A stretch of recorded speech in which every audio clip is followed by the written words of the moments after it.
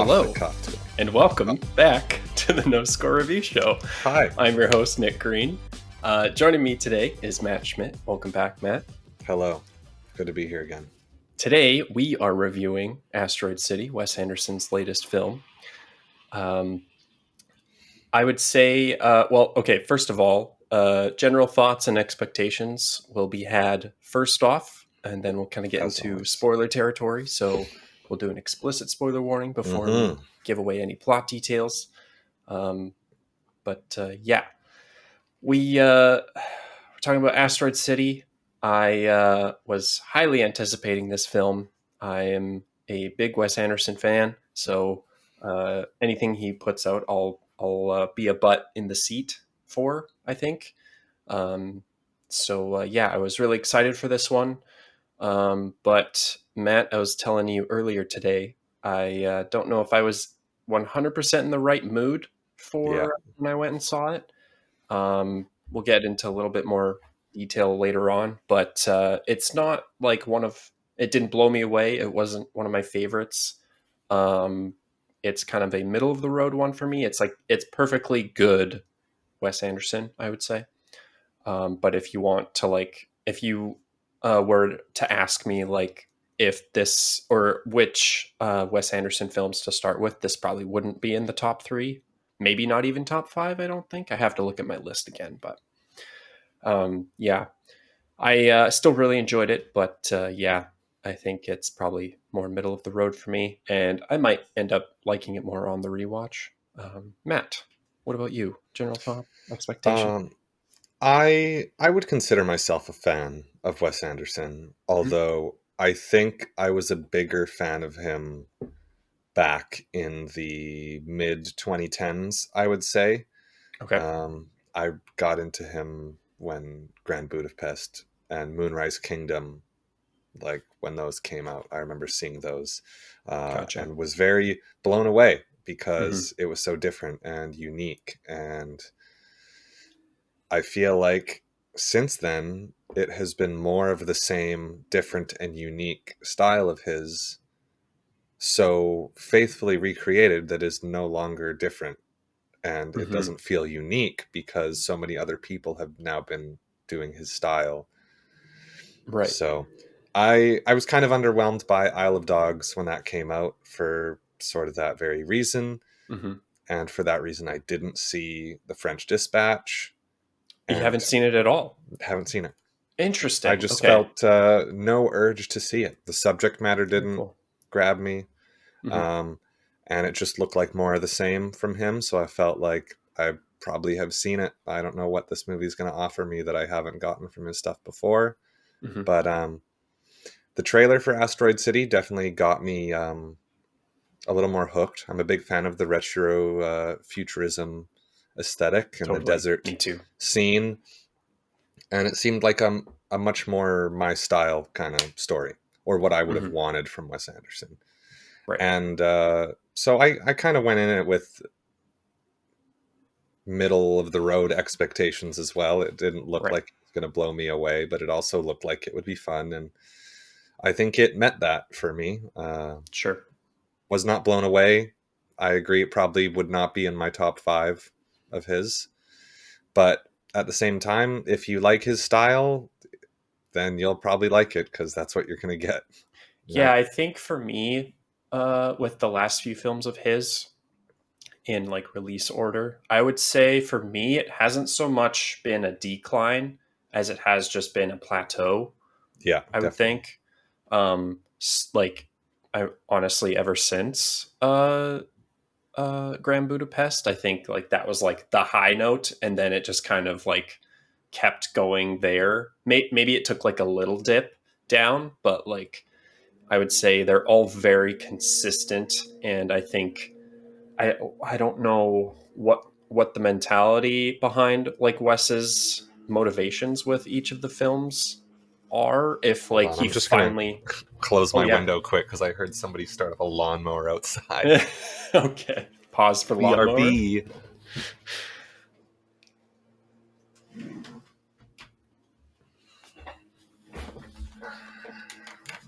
All right, intermission's over. intermission within the first Hope 5 everyone minutes. was able to go to the bathroom and grab Yeah, their snacks within similarly those to the 5 to 10 intermission in the seconds. movie, the Yeah, optional intermission intermission. optional. Yeah. Yeah, I would say they've all been very consistent in their style and execution. I don't know if it was just a matter of him finally finding that like maximum efficiency, so to speak, for how he does his movies, and he just has landed on that and is like, okay, I'm just going to do that, and then whenever I come up with some sort of script, then we'll go and shoot it with my bag of tricks and tools and whatnot. Yeah. Um, so, but yeah, I would say definitely more of a plateau in terms of the quality. I really enjoyed French Dispatch when I saw it in theaters. I don't know that. I mean, like, I haven't watched it since it came out, so it might hit different on a rewatch. Mhm. It definitely. I think I like it more than like Isle of Dogs and Asteroid City, obviously. But it's still, I think the anthology nature of it was like the driving force behind it feeling unique enough at the time. I don't think I had seen a Wes Anderson film in like months prior to that, though. So it probably also packed a bit of a punch at that time as well. So, but yeah, uh, I would say I would still definitely recommend Asteroid City to any Wes Anderson fans who, for some, like, if you were for some reason hesitant but love Wes Anderson, then I would say, like, if you go in expecting like what he's done within the last few years, then I don't think you'll be disappointed. It very much hits like every beat and every note and every kind of style choice that you would expect. So if you go in hoping for that, then I think you'll be pleasantly satisfied on that front. But I think at this point is where we'll kind of get into more detail with our more specific nitpicks for the movie itself. So this is where we'll put the official spoiler warning up. If you don't want to know anything about Asteroid City going in, then pause the video or podcast here and come on back once you've seen it. Matt, what are some highlights and lowlights for you? First of all, cough warning. We're playing it fast and loose with this episode, folks. Yeah. Um, highlights, I would say, very well-rounded cast. I felt that even though a lot of people weren't in it very often, everybody was very well utilized in their roles, unlike how I felt about something like The Northman, where it had a Okay. great ensemble cast, but I thought a lot of people were underused in it. Interesting. I think a lot of the jokes hit. Yeah. It's one of those movies that I think has something that's there for everybody. In my screening, there were a lot of things that I laughed at that not very many people laughed at, and a lot of jokes that I didn't laugh at that other people were laughing at. Yeah, I noticed that So too, actually. My theater was it's, kind of the same. yeah, it's very much like you will find certain things funny and not, and everybody's going to have a different experience and react differently to certain um, certain gags. I don't think I've Well, talked to anybody that has said their favorite joke was the same. Like, everybody has had a different favorite moment of really? this Okay. movie, That's which cool. I think is cool. And yeah, the pacing was great. I can't tell if I liked the sort of framing device they gave of this movie, of Yeah, having it okay. be a movie within the world and everything. I So kind of that would have liked it more if they just stuck within the one universe. that was one of my biggest gripes, I would say, with the film, is upon like the first watch of it, it'll probably sit a little bit better, like having a bit more context around it. But yeah, that was a bit jarring for me, and there was just a lot I mean, like, speaking about the ensemble cast, there's a lot of characters in this film. Oh yeah. So like at times, like the framing device was one thing for like kind of taking me out of, not taking me out of the movie, but like taking me out of the movie within the movie a little bit. Um, just the sheer amount of characters alone, like even if you were just in, and I think it just being in Asteroid City actually could have helped uh not being overwhelmed with that amount of characters. Yeah. Because I think there's not, like, we do have our main or not antagonist, protagonist in the family, like the Seamback family, but I still think we jump around quite a bit to other characters throughout the film, and I don't think the film has as strong of a like central tie, I would say, Yeah. as maybe some of his other films have. Um, like even in the short segments of each different French Dispatch story, like you still get like very, and I mean, I guess maybe the short form lends itself to that, is like you don't have any time to spend on any other characters. But like there's just a better focus in some of his other work Yeah. with his protagonists. So, but yeah, I appreciated the diverse, um, I don't know what the word I'm looking for here is, but like I guess just the diversity of like the framing device having its own look and feel, and like kind of story it's telling Hmm. alongside the play itself, which was cool. I appreciated the concept of it. And I'll probably warm up to it as I rewatch it, but yeah, that was probably one of my biggest gripes. Um, Touching back on the highlights though, it was a funny movie. Wes It Anderson makes had some some funny good. movies. It had some good chuckles, definitely. Yeah, I would say I would say probably I was doing a reread of the plot synopsis because I was trying to jog my memory as to what actually happened. That the pacing also like was a little iffy for me. Like it wasn't like breakneck necessarily, but maybe it was just the amount of characters we jump between, and then the framing devices as well, which stunted the pacing for me a little bit at times. But the um, the humor was really well done in the film overall. I lost my train of thought immediately as soon as I All said right, that. no problem. It happens. um, Yeah, I was like, "What is his point here? I don't get what's going on. I What's being just said?" trailed off super hard. Um, just touching on the humor though, because that's at the forefront of my brain. Um, I would say like one of my favorite jokes was the I don't know what they were called, the stargazers or whatever, the junior stargazers.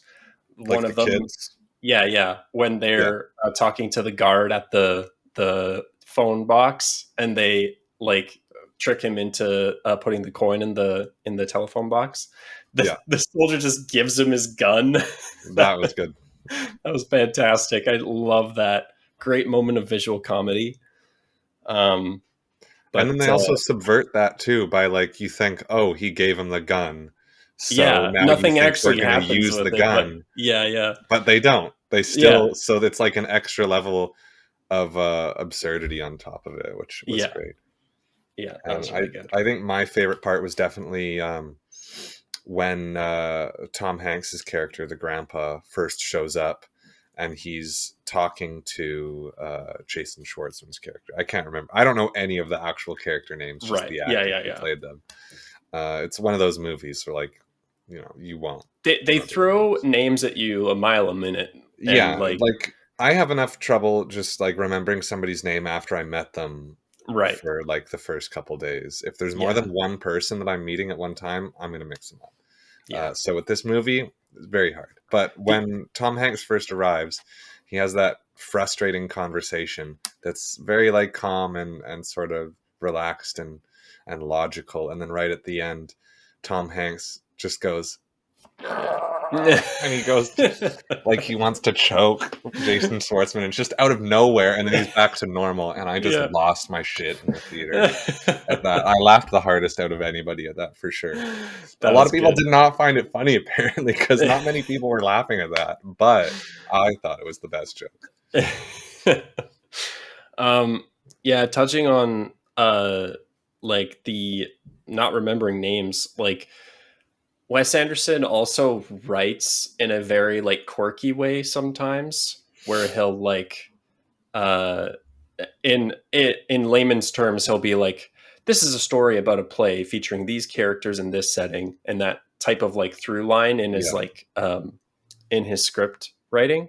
Uh, but like, I think there's a ceiling with that where like it gets too quirky where it's like almost impossible to actually like ingest what they're actually communicating to you, right? And I Yeah. mean, it also part of it like plays into actor delivery and everything too, right? Um, but yeah, that was another thing that was kind of like you can get lost in it very easily if you're not like being very attentive. Oh yeah. Um, I definitely missed some shit near the end. Yeah, totally. Well, especially when it gets like very like what's the word? Uh just like existential at the very end too. Yeah. That was pretty heavy. It didn't like come out of nowhere. Like it did a relatively good build up and everything, but um yeah. Other highlights for me, I would say the the city itself was really great. This is a Yeah. gorgeous looking film. Um, I like it felt like a character in and of its own. Yeah. Like it was a very singular location, very iconic and memorable right off the bat. There's lots of little details of like the burnt down cabin number 7 with the tent and the Hmm. weird vending machines set up along the side, right? And Um, like the faulty half constructed road that is right next to an auto yeah, repair the ramp shop. that goes to nowhere. So you're like, which one did they build first? Like, Yeah, they must have had so many people driving off that ramp and damaging their cars that they're just yeah. like, well, I guess we got to build a mechanic shop here. That reminds me too. Another one of my favorite consistent gags throughout the film is the car chase. Yeah, that was great. I laughed every So time. yeah, Every time I heard the gunfire, I was like, here we go. yeah, yeah. No, that the set design on this one was very well done, and the production design overall was fantastic. I'd say What production else? design wise, this is probably my favorite next to Grand Budapest. I would agree. I would say that, and I mean, I don't know if you could necessarily compare these to like the stop motion films because like I love the look of Fantastic Mr. Fox, Right. but like comparing those two together, it's like apples and oranges Yeah, almost a it's little a whole bit. different beast. Yeah, for sure. Um, but yeah, definitely in its own right.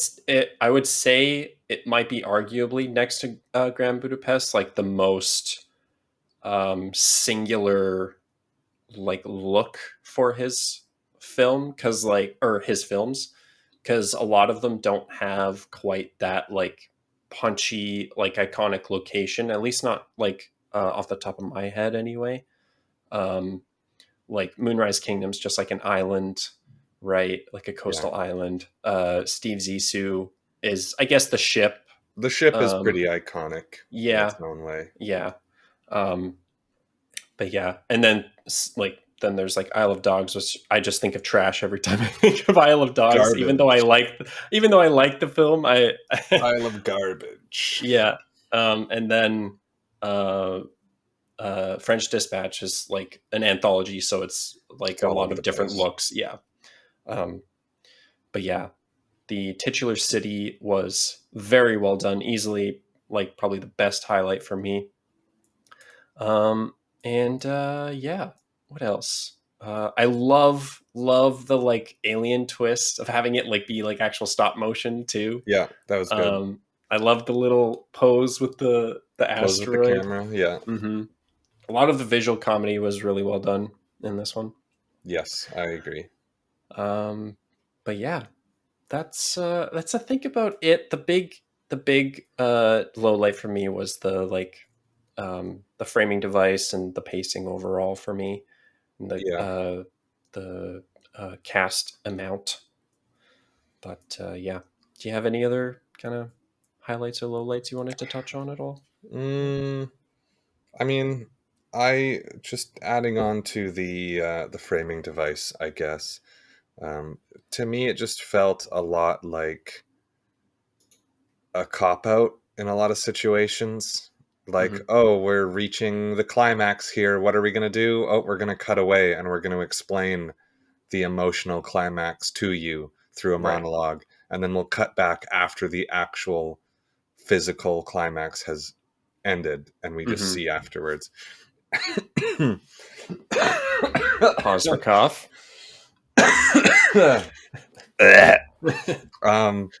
Yeah, I just felt like a lot of times, and like the cutting to intermission, and then it just picks up immediately afterwards. It's like he doesn't know how to end a scene within the scene, so he needs to cut away to some other storyline, right, and use it to explain something to you more directly about the characters.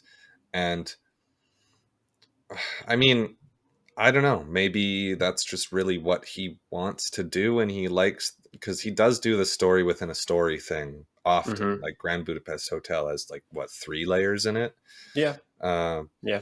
So I don't know, maybe he just enjoys it, but I would prefer to go back to more just straightforward, like give us a world. It can be quirky. Like, I don't know really what this whole actor stage play background thing really had to do, or or how it what it added to lends the to story. this. Like, Yeah. I feel like everything could have been handled within world, and then they could have made it an actual retrofuturism story instead of just a play that is taking place where it was made in the 50s or wherever. I don't know. I think that was also kind of a misleading marketing thing too, because they don't tell you any of the like wrapper of the story in the trailers. I Yeah, don't none think of they the black reveal and it at white all. stuff. Yeah. So then you just start the movie and you're like, oh, well, this is already a completely different movie than what I was expecting to come into. And Yeah. then you sort of have to adapt to it after that. Or like another direction he could have taken maybe is like lean into that meta a little bit more, because like we get that one scene where Jason Schwartzman like opens the like door to the set, right? And it's Yeah. like it cuts between like the Asteroid City world and the stage play world. Yeah. I think doing that more maybe could have tied them together a little bit better. Um, and like brought us into a more localized space of playing with those two things together, because like you said, they're very stilted at points where it was just like, okay, cut to black, and then it's this completely other time and place, right? Or if the whole, like the rapper, I'll just refer to it as that, the rapper Mhm. story was happening all chronologically with the play, like, because we jump from Right. past to present to past again and then present. But if they had that black and white story happening in between acts, Hmm. like in real time between the scenes of the movie, like the finale does when he walks off the stage and then misses his cue and has to come back, Hmm. if we kept doing that the whole time, I think that would have added a more immediate element to it, Sure. because it just feels like we're waiting around a lot for Yeah. stuff. And it really, I don't know, it distances you from the movie. And I make it, or I find it a little bit hard to make an emotional connection with Sure. any of the characters in that way, because it feels so detached and because we keep going in and out of the world, and Hmm. like, okay, this isn't real. Who should I be connecting with, the character or the actor playing him? Totally. Yeah. And you're like, That's a great you point, kind of because get like that's how lost. I felt about Augie pretty much the whole time. Is like I didn't quite like cross that line of like really connecting with him, right? Yeah, because you know it's not real Yeah. within the movie. Hmm. So I don't know. Yeah. Very Yeah. odd. I would say overall, as kind of a like segue into sort of wrapping things up, um, I still I'm still at a point where I still really enjoy his style and the way he makes movies. But I think there does come a point where you can't like fall back on those like they're almost safe zones now, even though he does it's very outside the box in terms of like the grand uh overarching like scope of Hollywood and But everything. it's very much within his comfort zone. Yeah, exactly. And I don't think he's really going to improve as a filmmaker if he keeps making the same safe movies that he's already mastered, or however we want to say Right. it. Like, I would love to see Wes Anderson branch out and develop his style further and do more things that we haven't seen before, Hmm. instead of just giving us the same stuff over and Yeah. over. Because, like, yeah, you're not going to improve if you don't do different things. Like, look at the varied filmography of like Scorsese, Sure. and how Yeah. many different kinds of movies. Like, yeah, sure, he might be known for the mobster movies, but like the dude has done like musicals, period romances, Animated biopics, movies, right? animated movies. He's Hmm. done like almost every genre there is.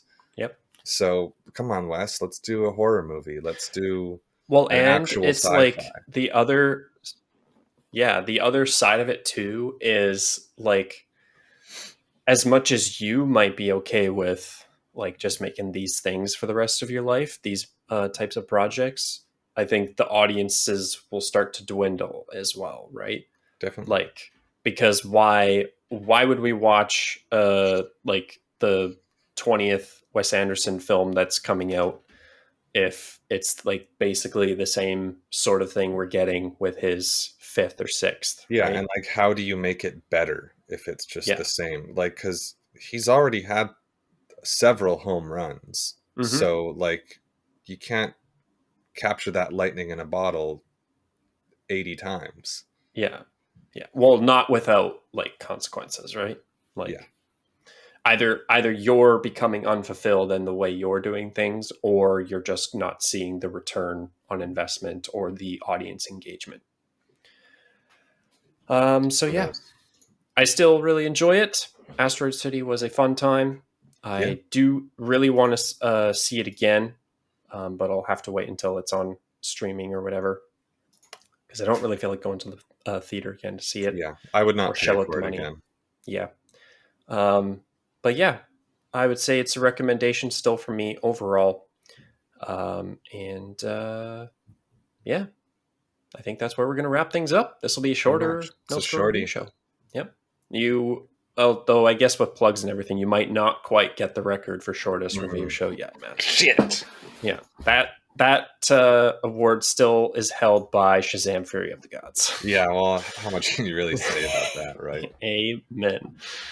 All right, where can the people find you, Matt? People can find me on Letterboxd at Wisdom Nugget.